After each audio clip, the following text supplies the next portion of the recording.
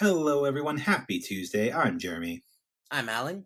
and you are officially tuned in to the GG Dispatch. Each week on Tuesday, bright and early, we consolidate the week's biggest headlines in gaming news. Whether you're listening in on your commute, during your workout, or you just have us on in the background, we want to thank you for listening in. Speaking of thanks, another thank you to the kind folks at Audio Technica for providing the microphones that both Alan and I are using, the AT2020 USB X. Whether you're just starting out on your content creator journey or you're a seasoned pro, Audio Technica has the products for you. I was out last week. I was in the gloriously hot city of Las Vegas. They broke their record the other day. I don't know if you heard about this. I did They not. they hit a total, I think, of 120 or 122 or something like that, like highest temp ever recorded in Las Vegas the other day. Not when we were in town, but it was still really hot. I think the hottest day we were there was like 115.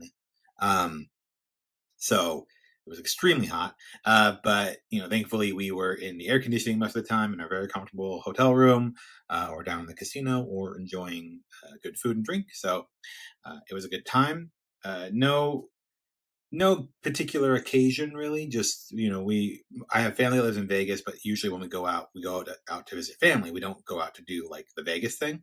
Um, and so this time we went out to do the Vegas thing. So we gambled, we went to some good dinners. We didn't find a show. We wanted to find a good show to go to, but we couldn't really decide on one. So we missed out on that part. But Do you have any favorite games that you like playing while you're there? oh, I'm a blackjack guy through and through. I love playing blackjack. It's tough though. This economy is tough, man. The the tables, like the minimum at the tables is like usually 15 at most of the major casinos. Like you're lucky if you can grab a $10 table from time to time. Um, I thought they had and as low as $5. What is they, this? well, some do. Like if you're in the Flamingo, or if you're at like some of the, or like maybe Harrah's, or like some of the older casinos. But if you're at, we were at the Palazzo. So if you're at the Bellagio, the Palazzo, the Venetian, if you're at, Cosmo, Aria, like the big hotel, Caesars, like if you're at any of the bigger hotels, no way. You'll never find a $5 table. The only way you'll get to play $5 is on a machine. And so I'm a little, a little skeptical of the machines, because I'm like, I feel like they could totally, totally rig it. You know what I mean? Like at the tables, sure, like maybe I'm naive, but like at least at the tables, I'm like, okay, I get an idea of how the cards work. I can count a little bit on the cards and that sort of thing. But when it's a machine, I don't know what they're doing. I don't know when they just decide to pull over a blackjack for no reason, like statistically hose me every time, right? Um, so I always just feel better playing analog, like at the table, because I'm an analog guy. You know this about me. But anyways, so I had about $100 a day. My wife and I both, we both had about $100 a day to play with, and that's only about six hands. And that's not going to go very far. If you play blackjack, like you can lose six hands easy. Um, that's why if it's a $10 table, even 10 hands is great, because like you usually have a chance to make up for it. You can hit a losing streak, but then you can make up for it, hit a winning streak, and you kind of break even. um so yeah, I mean, they just took my money. They just took my money for the better part of the weekend. When I would go to sit down, they would just be like, yeah, we'll take your hands, thank you. And then on the last day, where we decided to extend our trip by a day, so we didn't really like, we didn't want to go crazy with like the gambling budget and stuff again or whatever, so we were just kind of playing $20 here and there. And I was like, hey, you know what, like, let's put $20 in one of these $5 blackjack machines. You know what I mean? Like, just see how it goes. Me and my wife both. We sat down, and it's cool because it's like a two-seater, and so like you can sit there if you're there with a partner or somebody else, like they can kind of play with you, and that's kind of fun. And you know, I'll be damned if we didn't do the best that we did all weekend at the damn electronic blackjack table with $20. Um, Machines did just want to be your friend, Jeremy. I guess that was my takeaway. I was like, well, shit, I've been avoiding this thing all weekend. And if I had been playing even just my $100 on these machines all weekend, I probably would have ended up, in the black. So, but anyway, it was a good time. If you go to Vegas, I gotta say, stay at the Palazzo. It sounds fancy. It is not. It is not like, it's not priced fancy. So we went like the days leading up to 4th of July, and our room was about 150 a night. Now, granted, there's resort fees, so really it's more like 200 a night. But even still, for 200 a night, that room is massive. It's like 720 square feet. It's got a living room. It's massive. Um, so and you could split it with other people too. Like there's a couch in the other room that pulls out into a mattress, like a sofa bed. So you go with some friends. You're each paying $50 a night to stay in this wonderful room, and you're pretty centrally located. There's tons to do. Anyway, I'm not getting paid by the Palazzo for this, by the way. I wish.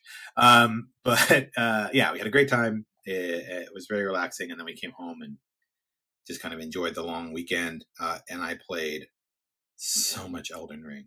Oh my god, I played it like I probably put So in before you another get on to your like Elden 18, Ring 20 hours of rant, it. Yeah, yeah. have you played Balatro or heard of Balatro? Mm. I sure do, and I sure have, and I was playing it on my Steam Deck in Vegas, baby. Like that game is so freaking fun. I was playing it, so I brought my Steam Deck with me, and mainly I was just playing during downtime, like Vampire Survivors and Balatro. Those are my kind of, I'm gonna putz around and kill some time. I wasn't really interested in like jumping into like Dave the Diver or some of the other things that I have on there, um, but yeah, man, Balatro is such a blast. That game is so freaking fun. And my wife was watching it. She's like, "Are you gambling on your Steam Deck?" And I was like, "Well, I'm like kinda like it's not like poker really or blackjack really. It's sort of like a different kind of thing." And I tried to Have explain you it let because her she's play? Has she like gotten to try it out? no, I mean that's not really her kind of thing. She's not. I mean, she's into like rummy and like that sort of thing, but it's not really her bag. I don't think. I try to run through it with her, like, hey, like I get these jokers, and the jokers did different things, and I play a hand, and then like I use it to kind of round up my score, and then sometimes I encounter the boss, and the boss like makes certain hands not work or make certain values lower or whatever. And she's like, sure. And then she just like kind of walked off and read her book, like so she wasn't really into it, but she was glad I was having a good time at least. It was fun. But yes, I'm glad you brought that up. Balatro is a great game if you haven't played it. So but Okay, yeah, now anyway, you may proceed with the Elden Ring talk. yeah. um yeah, so when I went into the DLC, just base, I think I had like 50 or 55 hours in the base game. I was the Elden Lord. I did everything. I beat the Elven Beast and all that good stuff. And so I went in with about 55 hours. And then, I took the day off. I think I talked about it on the last pod. Took the day off for Elden Ring, got pizza, lived the bachelor life, and everything for the release weekend. Put in a bunch of hours, beat some bosses. And, then as I was exploring, I was getting my ass handed to me up, down, sideways. First by like the hippo boss, and then I ran across Mesmer, and I was like, oh, I gotta fight Mesmer now. So, I get my butt kicked, and I'm like, okay, you know what? I'm gonna go get more of those fragments, level up some more, et cetera, et cetera. And then I went on my vacation. So I, didn't play Elden Ring, for a good part of the week, like a good 5 days or so, 5, 6 days. And during that time, they released the patch that basically didn't didn't weaken the enemies, but kind of shifted the scale of how your scatter tree blessings like worked. So basically, like you get. I think they're actually called Like your shadow. progression, how you Yeah, progress level wise. yeah, yeah. Because you basically 20 of these like shadow tree. They're spelled SCADU tree. I always called them skidoo tree, but apparently it's just shadow tree like fragments. I don't know. But anyways, these fragments you get basically 20 levels. You can earn up to 20 levels of empowering with these fragments. And previously they were kind of evenly paced. Like imagine each level is a 5%. This is the actual number, right? But imagine each level is like a 5% empowering, right? So imagine that by the time you hit all 20 levels, when you're in the realm of shadow, you're 100% stronger, right? Because you have these 20 blessings from the shadow tree. Um, so that's how it was previously structured. After the patch, it's like the first level was a 10% bump, and the second level was a 10% bump, and the third level was like a 15% bump, and then the fourth level was like a 10% bump. So basically, like front loading a lot of the powering up, so that basically your last few levels are kind of much more incremental. Like it's not these big buffs in these last few levels. It's kind of smaller. So if you only have 16 levels of the Shattered Tree Fragment, or 14, like you can still feel powerful enough to and have what you need to go and like take on the bosses, even the end boss, right? And honestly, I could tell. Like going back into it, like it's not that I was all of a sudden like kicking ass and taking names, you know what I mean? Like I definitely still had to, time my dodges and figure out combo timing and like everything else. But there was definitely a bit more grace. Besides grace. So do you Uh like the changes that they made? I do. I do. I think it definitely makes it a bit more accessible. It's still very important that people are looking for the fragments. Like I cannot emphasize this enough. And honestly, if you have been playing Elden Ring from the start and you have been like hitting your head against the wall against the boss and just not going out to explore, at this point, that's your own fault. Like you need to go and like find the fragments and level up and use the systems that the DLC is giving you to be successful. And I actually like the changes because I think it does really emphasize, hey, when you go and find these improvements with your revered spirit ashes, with these shadow tree fragments, you're going to be set up for success. So yeah, I like it a lot. I not took down a few remembrance bosses. I took down the Midrid of the Frenzied Flame. I took down Bale. I took down Gaius. Um, Fuck that guy, by the way, Commander Gaius. Probably like the worst boss so far that I've encountered. Although I know the last boss is going to be painful. I'm on my way to the last boss now. So yeah, I mean, overall, I feel like the changes are good. It definitely made me feel like cool, like I'm making some good progression here, and rewarded me for exploring, finding the fragments, uncovering more lore, and that sort of thing. So I'm a fan, and yeah, I think it's been awesome. So I'm at about 82 hours at this point. So I've put almost 30 hours into the DLC. Do I you imagine. know like how much that means in like percentage wise? So like how much you've gone through? Um, I would say I'm about 90% complete. Well, okay. I spent 30 hours or so in the DLC so far. And if I just was rushing the main bosses, I probably could have got it done like 10 hours ago. But I did a lot of exploring. I went and found all the map fragments and things like that. And so I think if I had to like guess what my total completion percentage is of like the whole DLC, like if I did every boss, if I found everything, 30 hours, I'm probably 50%, maybe 40%. Like, I feel like there's still quite a bit I could do in the world. Other bosses I could go and find, and things I could go do. But if you're just talking about like the main four bosses that you can kind of like speed run, you could probably get it done in 20. Okay. Most likely less if you're like really on top of it. But yeah, so I mean overall, I mean, I said it before, like, and I gave it, I graded online. I gave it my review, because I don't expect a boss encounter to drastically change how I feel about the game. Um, it's fantastic. Like, it's probably it's one of the best games that have come out this year so far. Just a really amazing world, awesome soundtrack. Love the new weapons, and yeah, while some of the encounters definitely make you want to snap your controller in half, other battles are super cool. Like Mesmer and Bale were both crazy cool boss fights. I love them so much. Just really epic, really cool phases and that sort of thing. So it's a great game, but you don't need me to tell you that. Everybody's been telling you that.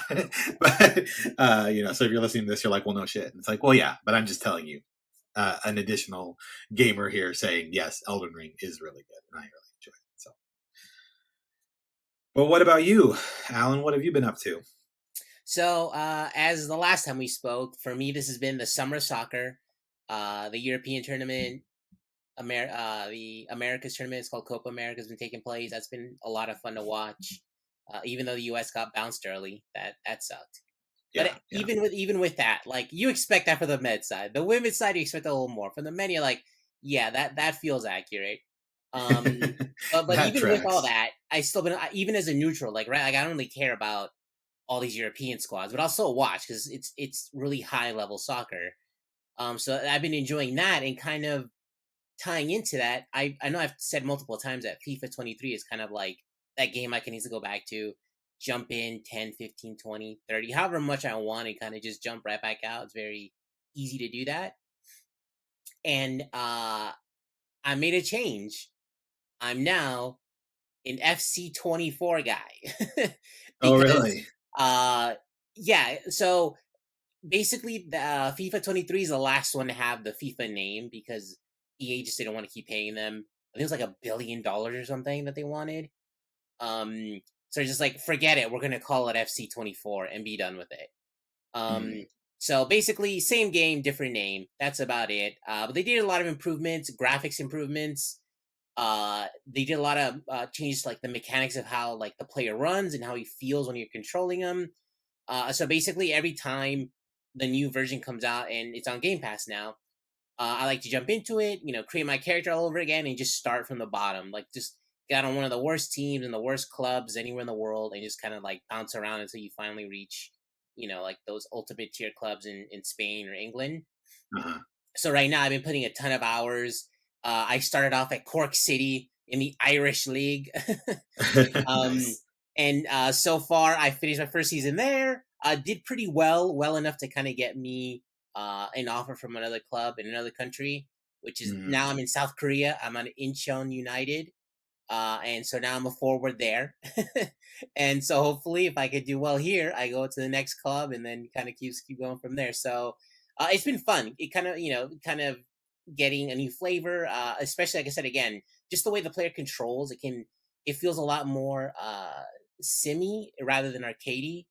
And it feels yeah, like they've been kind of going that direction the last few years, where like you really got to be careful, like when your player receives the ball, when they turn.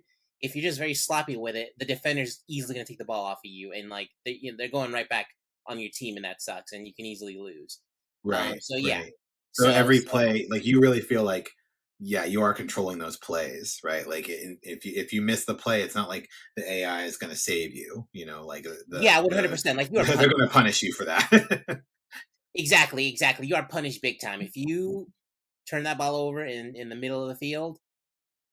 Easily, they're going to get a chance now, depending on how good their forward or their players are at putting the ball in the back of the net. Is another matter entirely. But you're definitely going to give them an opportunity to make you pay So for it. so do you? Because this is like a foreign concept to me because I don't really do the sports games and such. Like, do you have like a limited number of seasons that you can play? Like if you aren't playing well, for example, like and you go through like 15 seasons or something like that, like at a certain point does the game just be like, hey, this was your character's last season, you're gonna hang up your cleats, you're retiring? Or can you just run the same character kind of like infinitely, uh and as your skill improves, then you get picked up by the team later, you know what I mean? Yeah, so there is a limit. Basically, like what I like to do is just start them like as young as you can, like 18 or 19. I think is how young you can create your player at, and you Uh-huh. go till about 34, and then Okay. basically the Okay. game will say, "Hey, you had an amazing career, but it's time to hang up the cleats." But you can move your player character over into manager mode and start managing a team and go about it that way. And Oh, that's so cool. That's super cool. yeah, and to kind of elaborate a little bit, like, as you kind of, you're asking, like, what if you had a tough time and, your player is struggling? So in soccer, what they do is like what's called putting you out on loan, which is basically means like we're lending you to another team with the hopes that you get there, you play, you get better, and you come back into the starting lineup. Sure, So sure. that can happen. So like if you're struggling, because every game you're given a certain amount of goals that need to be met by the coach. Like Mm. you gotta Uh-huh. give this many assists. You have to dribble and not lose possession for X amount of the time that you have the ball, or put this many goals in the back of the net. And so if you don't meet those goals, it can't get to a point where like he's just like, "Yo, you're stinking it up out there. I'm not going to put you in the starting lineup." And if that happens enough, and you can't kind of get out of that hole, even through the training mode that they have to kind of improve yourself, then yeah, they will loan you out to is usually a worse team with the hopes that you get starting time, and then you can come back and then get back into the lineup on their team. Gotcha. Gotcha. Well, that's super cool. Again, it's not really the genre I'm usually playing, but it's cool to hear like the detail in the experience, like with that, with the journeys that you take these football club players on. And I do like the idea of like you start at 18 or 19 and you can only play a certain number of seasons, because in real life, right, like you can't just play until you're like 55 and be like, I made it to a platinum club or whatever. You like, no, Exactly, like exactly. you only have a certain amount of time, and that's assuming that you don't get injured too. Like, I'm assuming, do they have injuries and stuff in there too? Can your can Oh your yeah, can like your player get totally hosed by an injury? oh yeah, like usually I think they realize that you don't want to be like getting injured all the time, so they'll give you Right. like, oh, bruised shoulder, you're out for like a game, or sprained ankle. But there have been times where like, oh, your player just destroyed his ACL in his knee, so Ooh. he's gone for a calendar year, and you missed that whole year, Woof. including international tournaments. So like if you play well enough, your country will call you up to play for for them internationally, and Mm, if you're injured, you miss out on like the World Cup or some regional tournament or anything like that. So yeah, you can definitely get like your player can become injured just by bad luck playing on the field. jeez. Well, that sucks. But cool. Well, thanks for giving me some insight on that. Again, that's not usually the kind of game that I'm playing, but I like that level of detail in that journey. So thanks for sharing that. I know you're more plugged into the TV world as well. And I've been sort of disconnected from everything. So like how Shogun's been done for a while, but like how's it's House of the Dragon, right? Like you're watching House of the Dragon right now? Oh, absolutely. Last night, episode 4. Oh, it was so good. This second season of House of the Dragon feels very Hmm. reminiscent of those early seasons of Game of Thrones, where you're just like, this is some of the best stuff I've ever seen in my life. Like it's that Yeah. good. They Particular, recaptured that magic, huh? Like they it really has are one like hundred holding on to percent. it. Okay. Yeah. So last night, particularly, I obviously I don't want to spoil anything, but basically, there's a little more action involved. Like kind of coming up to this episode, there's been a lot of posturing of like, what are we really going to go through with this? So now there's like real, okay, we're making battlefield type moves, and there's responses that are going to happen in response. Basically, there's a need to respond to what's happening on the battlefield. One of the characters kind of heads on out and kind of needs to solve one of the biggest problems that one of the sides is facing, but as he's doing that, he's kind of like discovering some things. So I'll leave it at that. It's really interesting. Yeah, I mean, you've been selling me on this, and I do think that um, I'm getting more and more interested in uh, just jumping in. I do have Max, so I mean, I really should just get caught up on House of the Dragon at this point. I Do think it. that It's so worth uh, it. Especially like if you're kind of like I said, like if you're playing Elden Ring and you kind of go into this too, it's like you're just eating good fantasy wise. okay, okay, yeah, I'm down for that. I can see that in parallel, but. Anyway, we've been chattering long enough. Goodness me, it's been almost 25 minutes and we're just yakking it up over here. But we do, in fact, have 4 stories for you all, starting with GTA 5 Standalone DLC getting canceled. This is from Kotaku's Willow Row. GTA 5 story DLC was canceled because of Cash Cow GTA Online, former dev claims. As one of the best selling video games of all time, one that has individually outsold entire video game series like Assassin's Creed, it's always been disappointing that Grand Theft Auto 5 never got story DLC. The franchise has had incredible DLC in the past, like GTA 4's outstanding The Ballad of Gay Tony, and yet GTA 5 never got any. The planned existence of such DLC has long been the subject of rumors and leaks, and now a former Rockstar developer claims that the highly sought after add on was being developed at one point but was ultimately cancelled thanks to GTA Online. While appearing on the San in Play YouTube channel, Joe Rubino discussed his work on the shuttered GTA 5 DLC. Rubino served as a senior camera artist and virtual cinematographer at Rockstar from 2010 to 2016, according to his LinkedIn. While work on the DLC seemed to be going well, he said it was the success of GTA Online that ultimately caused its downfall. The DLC was really, really good, says Rubino. But when GTA Online came out, it was so much of a cash cow, and people were loving it so much that it was hard to make an argument that a standalone DLC would outcompete that. Thus, he claims Rockstar decided to can the DLC. Rubino gives only a brief insight into what the DLC actually would have been about, mentioning that Trevor's actor Stephen Ogg was a very important part of it and that the DLC was kick-ass. This is supported by Ogg himself, who just this April confirmed that he did voice and motion capture on DLC for GTA 5 that would have followed Trevor going undercover. Ogg referred to that version of the character as James Bond Trevor. In the same stream where Ogg confirmed that Trevor DLC had once been in the work, Michael's actor Ned Luke revealed that Rockstar originally planned for all three protagonists to get their own DLC at some point after the base game's release, but was later scrapped. Rubino adds that some of what he worked on for the DLC would later find its way into GTA Online in some form.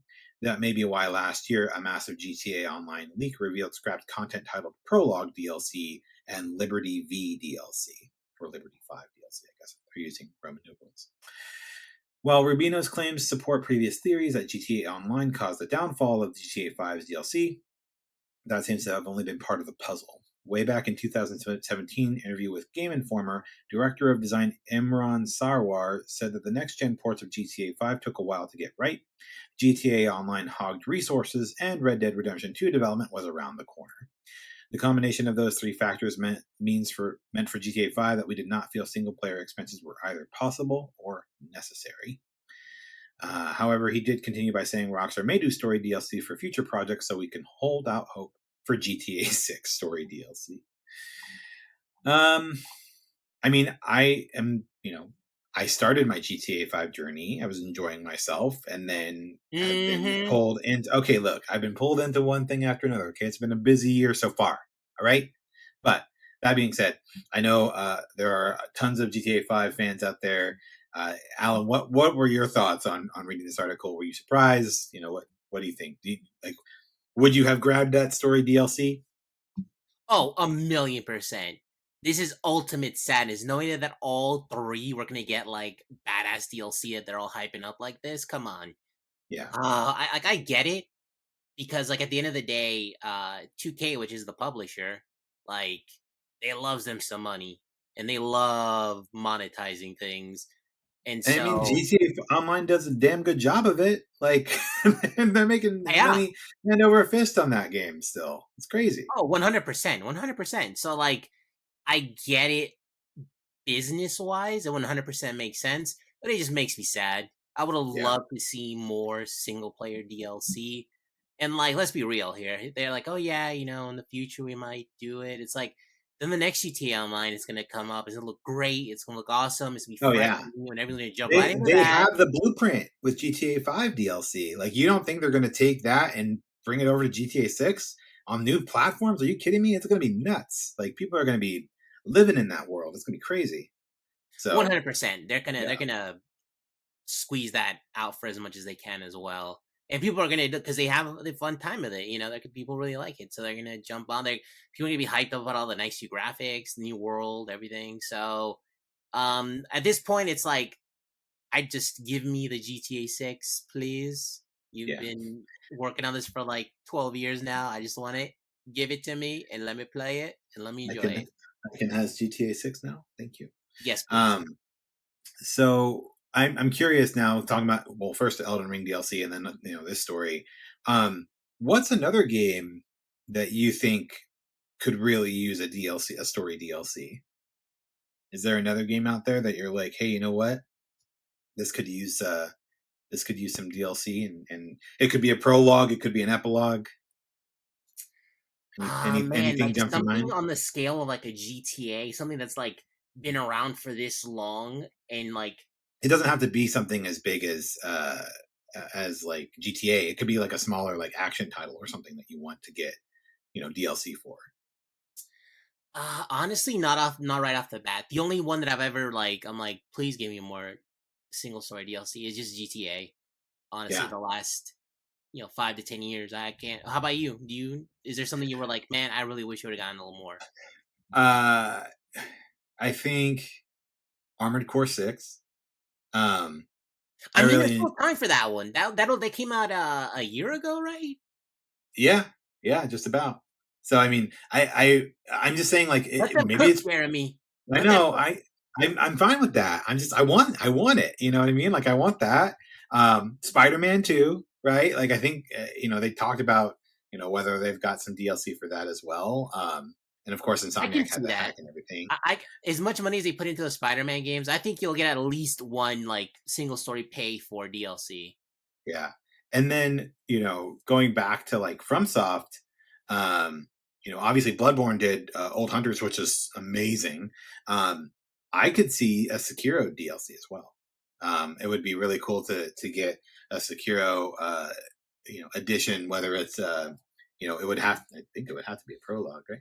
I think that was But a little more doubtful because that Sekiro was 2021 or 2019, I think.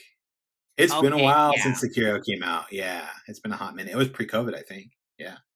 Okay, so yeah, I would doubt like I think Armored Core actually has like an okay chance Yeah. to get Yeah. some.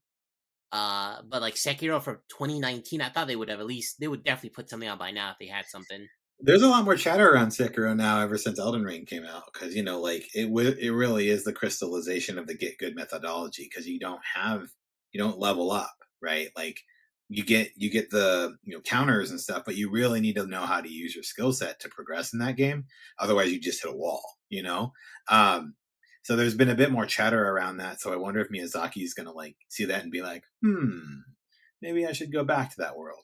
Do they Um, own that IP, or is it like a Bloodborne situation where like they share, or like someone else owns it? I'm pretty sure I'm pretty sure they own it. I'd have to check that. Okay. But somebody who's listening to this might correct us, and that's fine. But I'm pretty sure it's there. So I'd be curious to see if that takes off. But anyway, um, yes, we love DLCs. We love when good stories get more content, and so GTA 5's getting canned for GTA Online. Sad news, but also unexpected. Not a surprise.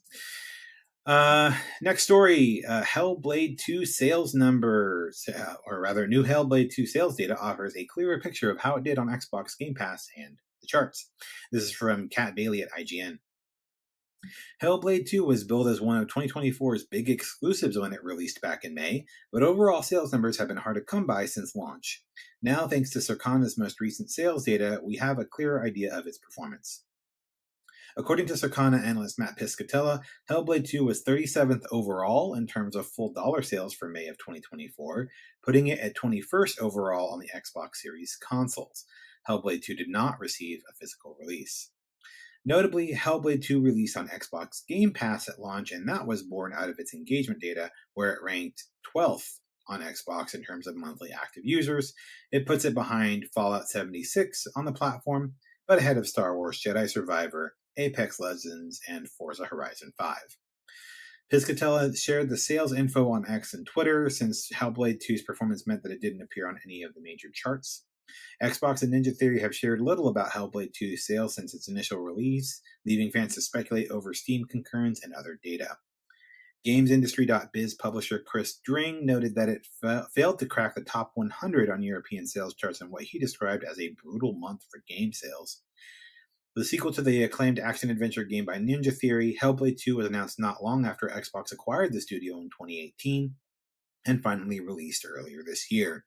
It was described as a defining moment in the evolution of real-time visuals by Digital Foundry, and we wrote in our own review, Senua's Saga Hellblade 2 delivers a spellbinding adventure packed with cinematic spectacle and story surprises that maintains a surgic sense of forward momentum and never wastes a second of its slender runtime. Elsewhere, Ghost of Tsushima returned to number one thanks to its Steam release, while Call of Duty dominated the sales charts for both Xbox and PlayStation. Overall, though, it was a rough month for hardware spending as all three consoles recorded double-digit declines. With Hellblade 2 now available, Xbox is looking ahead to the rest of 2024 with Indiana Jones and the Great Circle and Avowed among the first-party releases on its docket. Um, Unfortunate. I think there was a ton of interest in or buzz or rather around Hellblade 2.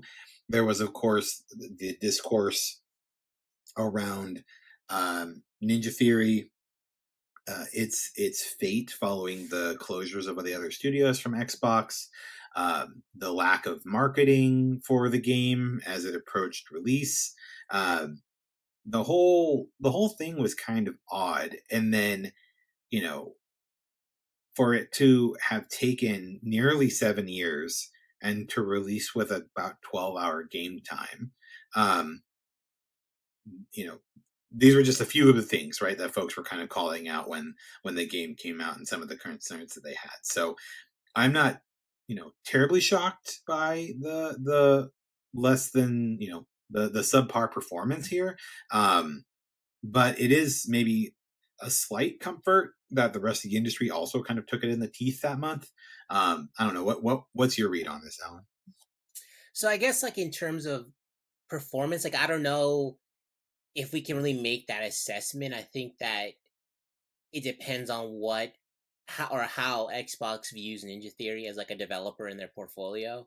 Like, are they a studio that they kind of want making these smaller titles that just absolutely blow people away? And maybe it's like a way of exploring what the hardware is really capable of, and then they can share that knowledge at like conventions with other game developers to try to help them like up their game on the Xbox hardware. Because like the first game, also I don't remember it like setting the world on fire. Like it felt like pretty niche. So Right. I think that no matter how they tried, I think people would go, even if they did all the marketing in the world, people go back and like watch playthroughs or whatever of the first one and go like, okay, I guess that's interesting, but I don't think I really want to play a game like that. Like Right. I feel like they probably got a lot of viewers on Twitch of people who like kind of want to see it in action and see how pretty it looks, but Right. not many people actually wanting to play it itself. And so I think it's going to be really telling with what happens with Ninja Theory of how Xbox is going to manage their developers going forward. Like, are they going to give them a leash, any of them, in terms of what they work on and how much time and care that they put into the project, or if they only want the Call of Duties of the world and that's it. Yeah. No, I hear you. I think it's interesting because obviously Ninja Theory had an important story to tell with Hellblade and Hellblade 2. Um, and the argument can definitely be made like this is a narrative that was told uniquely in video game format, but then we also see these great um, adaptations recently, right? Like with Fallout and that sort of thing. And you think, what if they just did a TV show? You know what I mean? Like part of you wonders like, what if they brought that narrative to a different screen? And maybe they're still planning on doing that because again, maybe they want to reach a different audience with it. And there's definitely elements of horror involved there and some the psychological element. Um, but yeah, I mean, again, no disrespect to Ninja Theory. I think just based on the folks that are really into the game and really enjoyed the the structure and the build of the game and the studio in general. I think they got a lot out of the Hellblade too, but it didn't have that mass appeal. I think that Xbox really needed them to have, and even Ninja Theory was hoping that they would have with this game. Um, and so I'm wondering if a different form factor could have helped to expose the IP to a broader audience, right? But yeah, it's unfortunate. Hopefully, Ninja Theory. I believe we saw some news a number of weeks ago saying they're safe. They've got another project they're working on with Xbox, and they're looking forward to it. So hopefully that all bears out. That all bears fruit and pans out the way that we're expecting it to. Because they're certainly a very very talented studio. I just hope that they have the right kind of property to connect with a broader audience with their next title, because I think they Yep. really need that. All right, next up, Dead Rising Remaster. Capcom just surprise announced a new Dead Rising Remaster. Frank West is back again. This is from Michael McWhorter at Polygon. Capcom is giving the original Dead Rising a new remaster, a remaster, you might say. The publisher announced Wednesday in a surprise teaser trailer for Dead Rising Deluxe Remaster, or DRDR. The remastered version of Dead Rising will be available for the newest generation of platforms, according to the trailer, meaning PS5, PC, and Xbox Series X. Details on the Dead Rising Deluxe remaster are scant, but the remastered game will launch sometime this year, Capcom says in the trailer. The teaser promises an updated release with a brand new look. Indeed, freelance photojournalist Frank West looks completely remodeled and sounds like he's sporting a new voice actor. The town of Willamette, Colorado looks much crisper, more detailed, and more overridden with zombies. Dead Rising, like the original Resident Evil, draws inspiration from George A. Romero's zombie films, specifically Dawn of the Dead. As Frank West, players spend 3 in-game days in the zombie-infested Willamette Parkview Mall, using anything and everything one can find in the shopping mall as a weapon to survive. As Frank investigates the outbreak and snaps photos, he comes to the aid of other survivors, helping them escape while fending off hordes of undead and evil humans known as psychopaths. Created by longtime Mega Man creatives Keiji Inafune and Yoshinori Kawano, Dead Rising was lauded for its unique real-time gameplay structure and campy combat scenarios. Frank could dispatch the zombie masses with a gun or chainsaw, or battle while riding on a skateboard or wearing a full Mega Man battlesuit. Or he could beat zombies into submission with a flaming hot frying pan from the food court while sporting a Servbot head as a helmet. The original Dead Rising was released for Xbox 360 in 2006. Oh god, I'm old. An HD re-release followed in 2016 for PlayStation 4, Windows PC, and Xbox One. Capcom released 3 mainline sequels to Dead Rising, but we haven't seen a new entry in the franchise since 2016's Dead Rising 4, which also starred Frank West. The studio behind the Dead Rising franchise, Capcom Vancouver, shut down in 2018. Have you ever played Dead Rising? I don't think I have. No. I've seen a lot of footage, and I think I may have actually played the game a couple of times. It might have been set up as like a demo, at GameStop or something at some point, and given it a shot. Remember when they used to do that? Remember Funkoland? I remember Funkoland. But yeah, I haven't actually spent the time playing that kind of game before. But of course, I'm a huge Capcom fan in general, and Mega Man's my jam. So of course, I'm going to throw any love towards any projects from Keiji Inafune.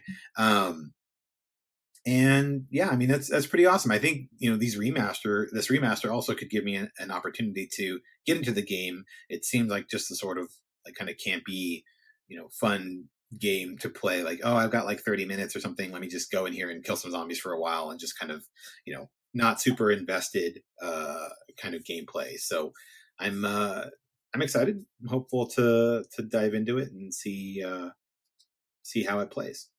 So this is like completely out of left field. Like, if you'd have told me 2 weeks like, hey, they're gonna remaster this one game, I'm like, there's no way. Because like they haven't put out a new Dead Rising game in a long time. So Yeah, what do you think? Like, what's the thought process there? Is it just like, hey, you know, at the time when it came out, it did well. So like those fans are probably still there. We can still, make some money off of this. Or are we gonna do a thing where we try to introduce like a whole new audience? Like just what might possibly be the plan with this particular remaster?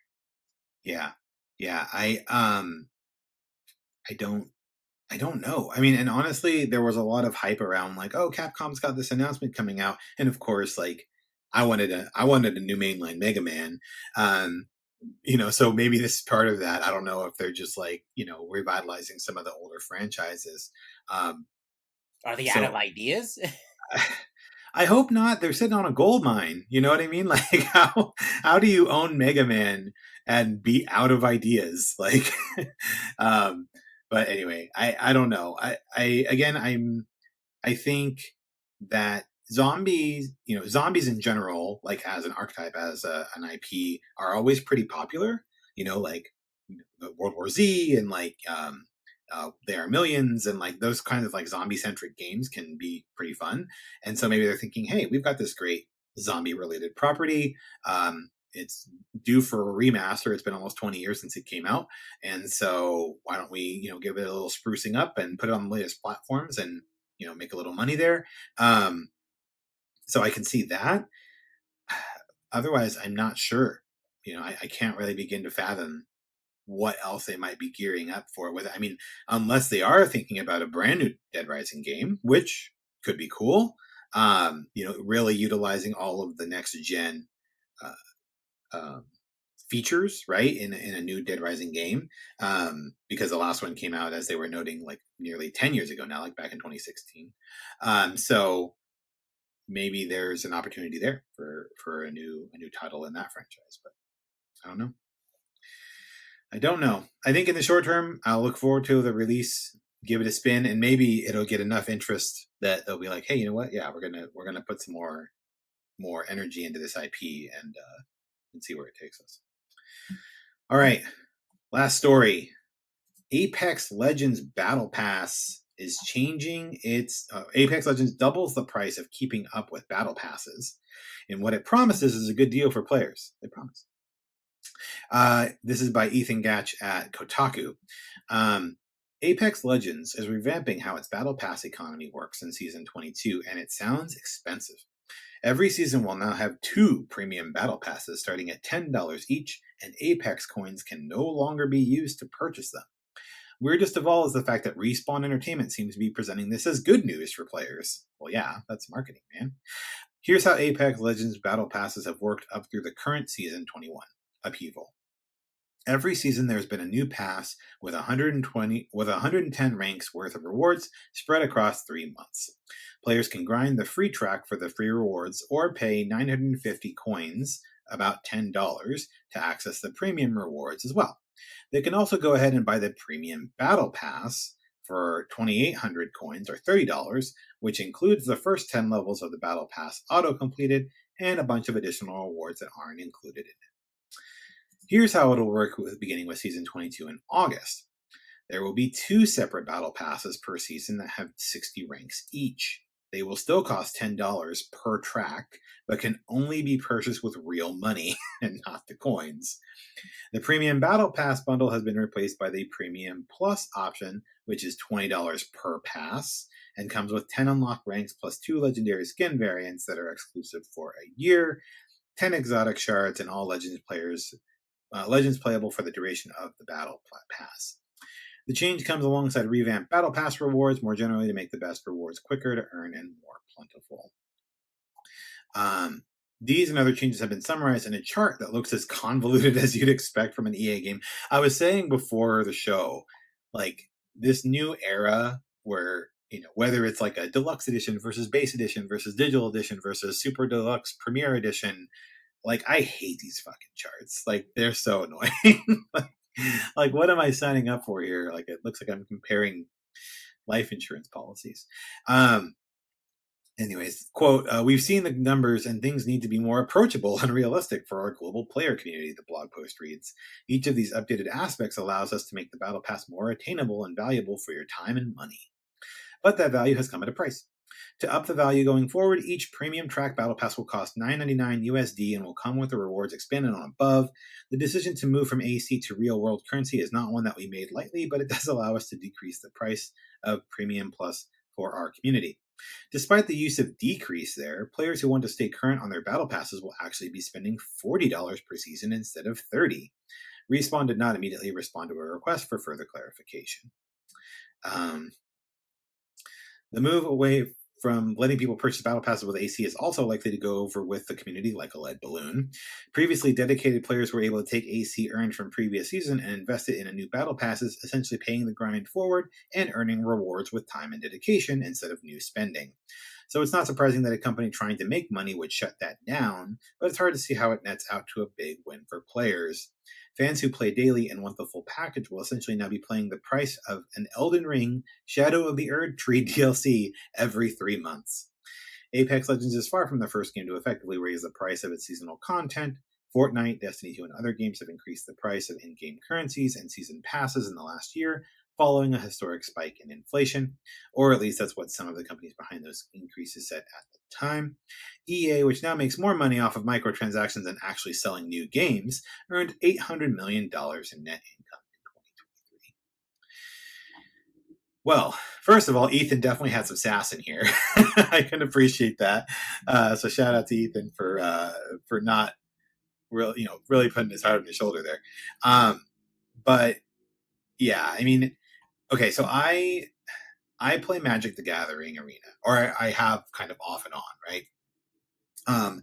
And so their battle pass is very similar to this, I feel like, or similar to how it seems to be structured here, where you can use gold and you can use gems that you can earn to like buy into the battle pass. And so like if you're in the game and you're doing the grind every day, you can kind of pay for it yourself. Um, if they made it just money, I definitely would be feeling sour about it. So I definitely don't see this going over well with the Apex community. Um, Yeah, it's tough. It's tough, especially like in this economy. Basically, right. it's getting tougher and tougher. People have to, their dollars going less further than it ever has. I think that they're definitely going to lose like a good chunk of the. Well, I don't know how much of a chunk, but like they're going to definitely use some players. My guess is they probably anticipate that the extra money that they get is going to make up for the loss in players that they do experience.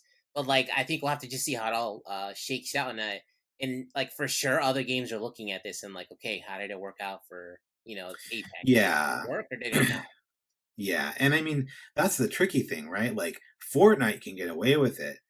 Arguably, Apex can get away with it. They're massive, you know? So like they may be able to do it, right? And not necessarily take a huge hit overall. But then other games are going to see that and they're going to try to emulate and they're going to fall on their face because they don't have the pull. You know what I mean? And we've talked about this before. When you have these like single game communities, like where like that's all you play. Like I am an Apex player, full stop. Like that is my only game. That's all I'm putting money in. I don't pay for Game Pass, right? Like I pay for the Battle Pass, and when I have free time, I'm playing Apex. I'm grinding my rank. I'm doing that, right? Like it doesn't leave a lot of oxygen or a lot of room for other games to kind of like penetrate that space, right? Um, and those smaller games do need to make the money because they don't have the larger player base. And so if they're looking these as like models and they're like, oh, cool, like Apex can do it, we can do it. It's like, no, brother or sister or whatever, right? Like, no, you cannot because you don't have this community, right? You don't have this pull. So it's tricky. Like it's a catch 22 for sure. Well, like the Fortnite increases they talk about did not feel as aggressive as a Fortnite player. Like they Yeah. basically what they did was gave you like a little bit less V bucks for your dollar, which like I think it amounted to like the V buck being like 20 cents more expensive or something like that. Uh-huh. And the thing is that you can still use the V bucks that you earn during the season to pay for the next season. Like they don't only just accept cash. Like that's what I do when I keep the last couple of seasons. Is that I haven't spent any real money because I can just use the ones that I earned to keep playing. So I think that Apex is kind of the first one going like quite this hard. Yeah. Yeah, for sure. We'll see how it how it pans out for them and for the players. I'm sure. I mean, there's already been some tweets out there about EA going up to that like that really skinny cow, like getting ready to milk the cow, and it says "Good morning, sunshine." So they're ready to go and get some more milk out of that cow, but we'll see how much is left if the players are willing to put up with it. All right. So those are all of our main stories for today. Alan, hit us with some deals. What kind of deals do we got out there in the world today? Yeah, so right now, if you go over to Target, either Target.com or your local Target store, they have a couple of first party titles on sale right now for $34.99. Some of those titles are Pikmin 4, Splatoon 3, Super Mario Odyssey, and Legend of Zelda Breath of the Wild. And that's just a small selection. They have, I think, about 10 other titles. So definitely go to Target.com or your local Target and see if some of those games I just mentioned, you haven't picked them up yet. Now's a good time because like Nintendo games will rarely go on sale. And when they do, they're typically around $39.99. So $34.99 is a little bit better than you would see. I would love for these games to be like $20 by now, but it's Nintendo and they just never do it. That's Um, right. Nintendo, they so control those prices, baby. They lock those prices in for years and years. absolutely, especially like Breath of the Wild should just be $20. Come on, Tears of the Kingdom's already out. I know. Relax, Nintendo. I But know. Yeah, anyway, you got the Switch launch title basically, or a very early Switch title for $35. Um, exactly. Years after its release, like, come on, this is nuts.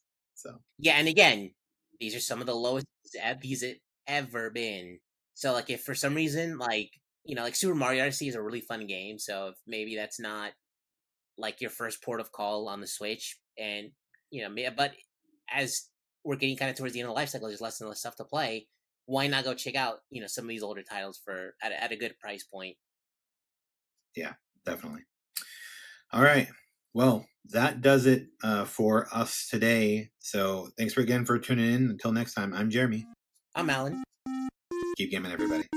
See ya.